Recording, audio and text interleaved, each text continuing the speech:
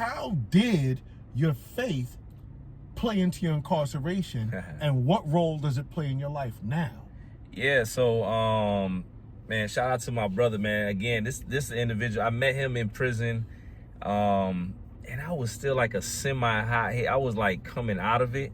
But bro was one of the first ones that really was like, yo, you can speak, like you got a message, you know what I'm saying? So, and also if anybody asks, this is not the inspiration for the OG character with the crooked glasses.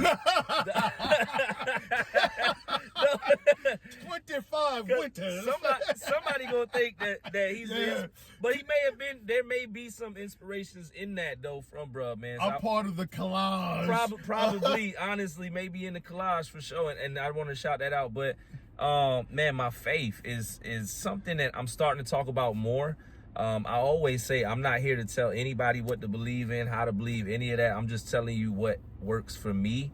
And let me tell you something, what led me to prison, it was a multitude of different things, but I remember specifically a couple of nights before I made the decision to get in the car with my cousin, screaming at the sky, telling God I was angry at him, yelling obscenities, all that, because I was a hurt individual. I was dealing with depression.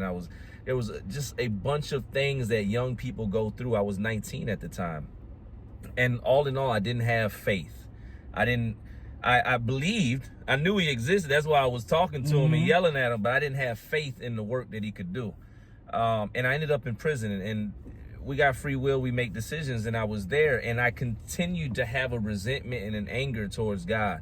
I did not want to hear the conversation, anybody that brought that to me.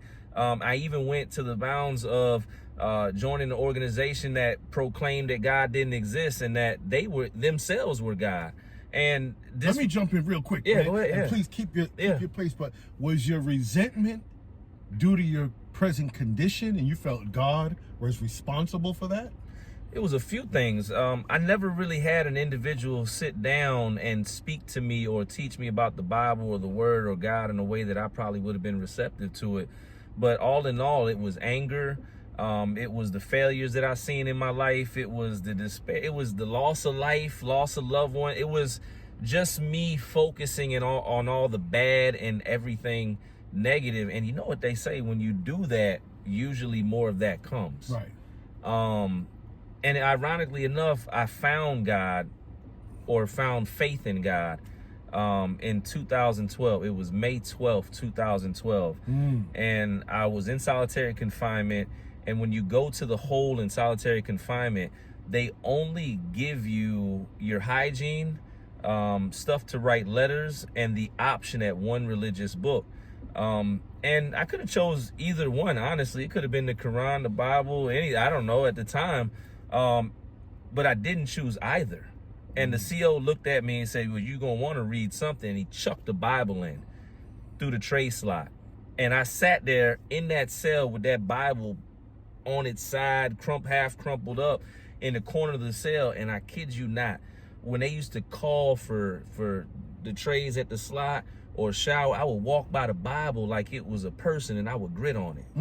I had that much of an anger and a resentment. Yeah, beef with it. I remember there was a point when I was in the hole.